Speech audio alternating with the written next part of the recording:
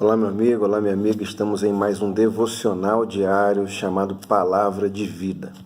Eu sou o pastor Alexandre e eu gostaria de compartilhar com você algo do coração de Deus para edificar o seu dia, a sua semana. Será certamente uma semana de vitórias. Amém? Diz a palavra de Deus assim, aqui no livro de Juízes, no capítulo de número 3, no verso 12. Antes ainda, no verso de número 7, os filhos de Israel fizeram o que era mal aos olhos do Senhor, esqueceram do Senhor, o seu Deus, e serviram aos Baalins e ao poste sagrado. Acendeu-se a ira do Senhor, que os entregou nas mãos de Cusã-Risataim, rei da Mesopotâmia. E os filhos de Israel serviram a Cusã-Risataim durante 8 anos. Verso 9. Quando, porém, clamaram ao Senhor, o Senhor levantou-lhes um libertador que os libertou, Otiniel, filho de Quenaz, irmão mais moço de Calebe. Veio sobre ele o Espírito do Senhor, e ele julgou Israel, saiu a peleja, e o Senhor entregou Cusã-Risataim, rei da Mesopotâmia, nas mãos, em suas mãos. Então a terra teve sossego por 40 anos, até que faleceu Otiniel. Depois, verso 12. Tornaram os filhos de Israel a fazer o que era mal aos olhos do Senhor. Então o Senhor fortaleceu Eglon, rei dos Moabitas, contra Israel, porque os israelitas tinham feito o que era mal aos olhos do Senhor. E ajuntou consigo os filhos de Amon e os amalequitas, e foi e feriu Israel, tomando a cidade das palmeiras. Os filhos de Israel serviram a Eglon, pagando-lhe tributos durante 18 anos. Então os filhos de Israel clamaram ao Senhor, e o Senhor levantou-lhes um libertador, Eude, filho de Gera, benjamita, homem canhoto. Por intermédio dele, os filhos de Israel enviaram. Ainda fala no verso 16, ora, Eude fez um punhal, guardou esse punhal debaixo da coxa direita. Eu vou resumir aqui a história. Ele fala aqui da figura de Eglon, como é que ele era, e diz que o Senhor dera vitória, mais uma vez, por meio de Eude ao povo de Deus. Depois nós vamos ver no capítulo 4, os filhos de Israel tornam a fazer o que era mal aos olhos do Senhor, depois da morte de Eude.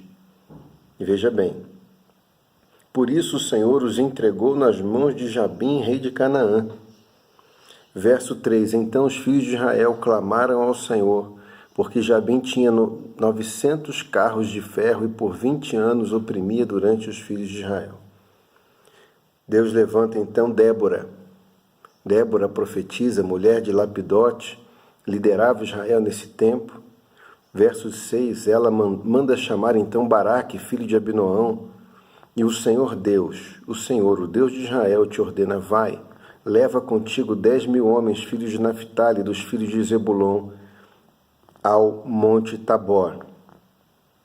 E diz aqui, nessa palavra, que neste mesmo tempo, verso de número, eu vou ler aqui para você, verso 10. Então Baraque convocou Zebulon e Naphtali em Quedes, e com ele subiram 10.000 homens, e Débora também subiu com ele. Ora, Éber, o queneu, tinha se separado dos queneus, dos filhos de Obabe, sogro de Moisés, e tinha estendido as suas tendas até o carvalho, anunciaram a Sísera que Baraque, filho de Abinoão, tinha subido. Então Sísera convocou todos os seus carros, 900 carros. Aí depois, verso 15, o Senhor derrotou Sísera, todos os seus carros e todo o seu exército ao fio da espada diante de Baraque, e Sísera saltou do carro e fugiu a pé. Baraque, contudo, perseguiu os carros e o exército, e o Senhor mais uma vez dá vitória ao povo. Depois disso, nós vamos ver que no capítulo de número 6, os filhos de Israel fazem novamente, antes ainda, no capítulo 5, verso 32, e a terra teve sossego por 40 anos, mas depois do sossego, os filhos de Israel fazem novamente o que era mal aos olhos do Senhor, e o Senhor os entregou nas mãos dos midianitas. Verso de número 7, clamando eles ao Senhor por causa dos midianitas, enviou-lhes o Senhor um profeta que lhes disse: assim diz o Senhor, do Egito eu vos fiz subir e vos tirei da terra da servidão, vos livrei das mãos dos egípcios e das mãos de todos quantos vos oprimiam, e vos expulsei de diante de vós. Eu vos disse: eu sou o Senhor, o vosso Deus, não temais aos deuses dos amorreus. Logo depois disso, o anjo do Senhor levanta Gideão. E assim foi, levantando Gideão, levantou Jefté, levantou Sansão. Então foram 14 juízes. Depois da morte de Josué, lá atrás, havia sido realizada a conquista de Jericó, o povo conquistou Jericó, aí acontece que eles desobedecem uma ordem do Senhor, não era para que eles coabitassem com o povo cananeu, eles começaram a coabitar, o povo de Israel, o povo de Deus, começou a coabitar com o povo cananeu, e nas alianças que eles fizeram, porque o povo cananeu era um povo que não acreditava num só Deus, era um povo que desobedecia e se desviava constantemente, né, não aceitava a palavra do Senhor como direção para as suas vidas. E o que começou a acontecer? Culturalmente eles começaram a trocar entre si, a influenciar uns aos outros. O povo de Deus deixou de reconhecer Deus como deveria, e o povo cananeu, ele conheceu um Deus, mas eles achavam que o Deus dos hebreus seria um Deus como que um amuleto, né, que no momento de somente de necessidade chamaria e estaria tudo certo, que eles não precisariam ter uma vida de fidelidade a Deus para isso. Enfim, depois disso Deus levanta os juízes. A terra de Israel ela é dividida pelas tribos. Deus levanta os juízes, e quando Deus levanta os juízes eles participaram de um momento muito conturbado do povo de Israel. Um momento em que, durante muitas vezes, nós lemos aqui em vários momentos, que o povo fez o que era mal aos olhos do Senhor. Olha só, o povo fazia o que era mal aos olhos do Senhor, depois o Senhor permitia que eles viessem a cair nas mãos, permitia que eles viessem a cair nas mãos de reis terríveis, como aquele primeiro que eu li aqui para vocês, Cusã-Risataim, rei da Mesopotâmia. Depois permitiu que caísse na mão de Eglon. Eglon era o rei que pagava tudo, só se relacionava com as pessoas mediante pagamento de tributos. E várias outras coisas, vários outros reis foram sendo povos inimigos do povo de Deus, os midianitas, os filisteus. E Deus, depois que permitia que as escolhas eles escolhessem o resultado das escolhas, eles clamavam ao Senhor, e o Senhor sempre enviava alguém para lhes ajudar. Deus levantou primeiro Tineel, que foi o primeiro juiz. Depois Deus levantou Eude, que foi o segundo juiz. Depois Deus levanta Débora, Deus levanta Baraque, Deus levanta Gideão, Deus levanta Jefté, Deus levanta Sansão. O que eu e você precisamos aprender aqui, queridos? Todas as vezes que eu e você fazemos o que é mal aos olhos do Senhor, nós vamos colher por isso. Gálatas capítulo 6, verso 7 fala que de Deus não se zomba. Tudo que o homem semear, certamente ele colherá. Todas as vezes que o homem saiu do centro da vontade de Deus, do propósito de Deus, o homem colheu por isso. O homem pagou muito caro por isso. E por isso nós vamos vendo, as divisões nas nossas famílias, vamos vendo os erros, as consequências nas drogas, na prostituição, a pessoa, aquele vazio que a pessoa sente porque ela se desvia da vontade, se desvia do Senhor. Ela tenta preencher esse vazio com várias outras coisas, mas a verdade, queridos, é que nada substitui o lugar de Deus dentro de você. Nada substitui o lugar de Deus. Nada. Nós vamos vendo que essa infidelidade de Israel, do povo de Deus, ela foi o motivo principal pelo qual ela sofreu. Então, a maior parte dos sofrimentos que eu e você passamos, eles são causados por nós mesmos, por escolhas erradas que fizemos, né? Por decisões erradas que tomamos, por sermos apressados ou por retardarmos, né? Seja porque antecipamos demais as coisas, ou seja porque acabamos retardando demais as coisas. A gente não consegue trabalhar no mesmo tempo, em sincronia com Deus.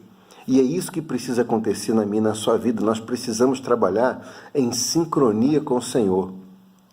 Né? Entender o tempo do Senhor, como diz em Eclesiastes 8, verso 5, no final do verso 5 fala que o sábio discernirá o tempo e o modo de todas as coisas. No verso 6 fala que há tempo e modo para todo propósito debaixo do céu.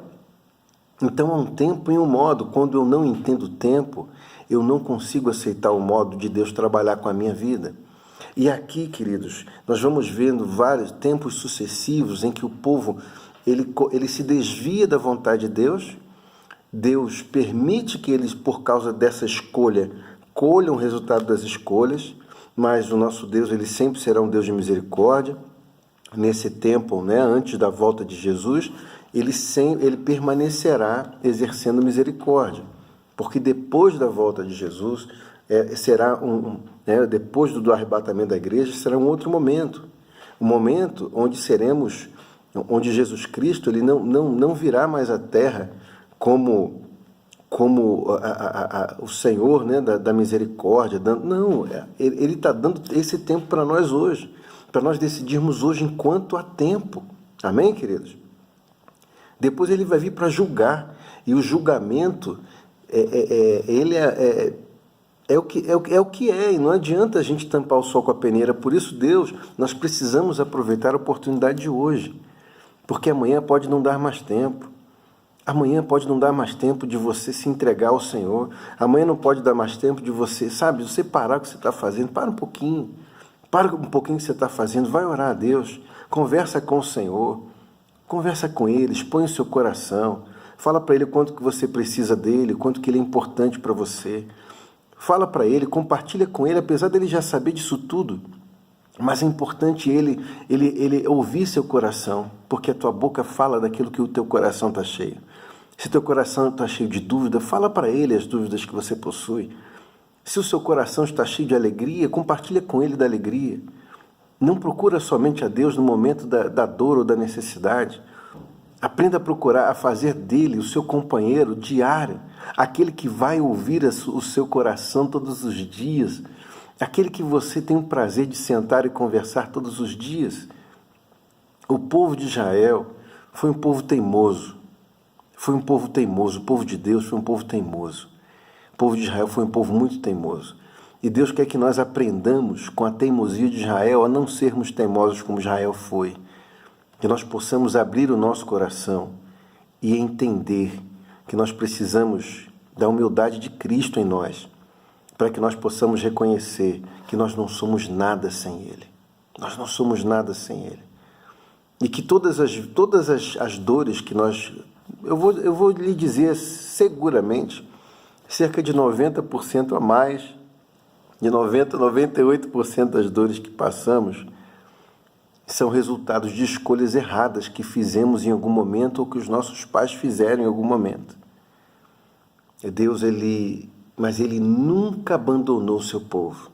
Ele sempre levantou alguém. Quando o povo começou a clamar, Ele levantou alguém como resposta da oração. Veja bem o que eu e você estamos ouvindo aqui. Salmo 118, verso 7.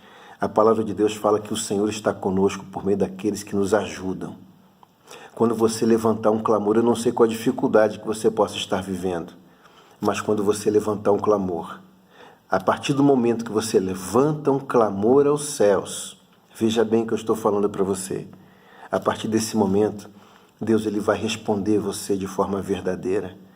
Ele vai te responder, e na maior parte das vezes, os milagres eles não vão vir assim como de uma forma, né, virtual, os milagres vêm de uma forma assim que... Não, queridos. Às vezes, ao invés de você... Claro, ele continua curando os cegos, coxos, os paralíticos, ele continua curando os surdos, ele continua curando pessoas enfermas com câncer, com AIDS, com tudo. Ele continua curando pessoas enfermas na depressão, problemas sérios, ele continua fazendo tudo isso.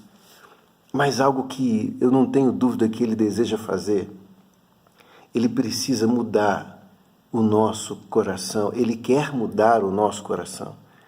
Mas ele é um cavaleiro, porque ele diz em Apocalipse 3, eis que estou à porta e bato. Se você abrir a porta, eu entrarei e cearei contigo.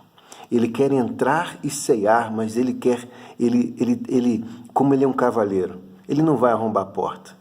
Ele não vai invadir, ele não vai ser agressivo ou violento com você. Ele vai esperar o seu convite.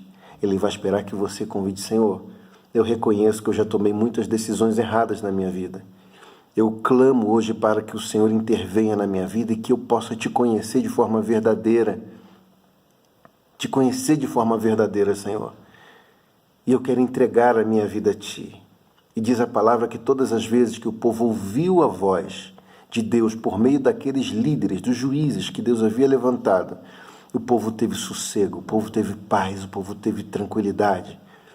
O que você precisa é de um homem de Deus, de uma mulher de Deus, que possa te ajudar nessa caminhada. Há uma pessoa mais próxima de você. E isso é bem verdade que o Espírito Santo ele vai falar com você sobre isso. Mas você precisa, é necessário. Em 2 Crônicas 20:20, a palavra de Deus fala: creia no Senhor teu Deus, estareis seguros, creia nos seus profetas e prosperareis.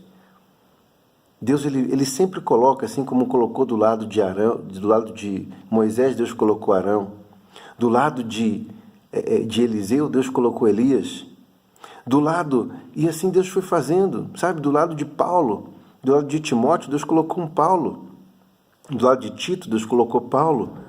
E assim Deus vai fazendo, porque Ele se revela a nós por meio das pessoas especiais que Ele nos apresenta. Que Deus possa te abençoar, que você tenha um dia maravilhoso. Eu não sei qual é a sua luta, qual é a sua dificuldade, mas algo eu quero compartilhar com você no dia de hoje. Eu não sei qual é a sua luta e sua dor, mas eu só sei que quando você clamar, Jeremias 33:3, clama a mim, responder-te-ei e anunciar-te-ei coisas grandes e firmes que não sabes. Deus está esperando o seu clamor. Mas quando você clamar, entenda que muitas das vezes o milagre de Deus, ele virá na sua vida por meio das pessoas que Ele coloca perto de você. Pessoas que te levem para perto da palavra de Deus. Pessoas que te levem para perto da pessoa de Yeshua, que é Cristo Jesus, o Messias, o Mashiach. O Senhor quer ser mais íntimo de você. Ele quer ter mais tempo de qualidade com você. Assim como você costuma ter tempo de qualidade com as pessoas que você ama, Ele deseja sentir o seu amor compartilhado com Ele também, pelo tempo que você vai dedicar a Ele. Amém? Que você tenha um dia maravilhoso, que você tenha um dia abençoado. Essa é uma palavra de vida para você.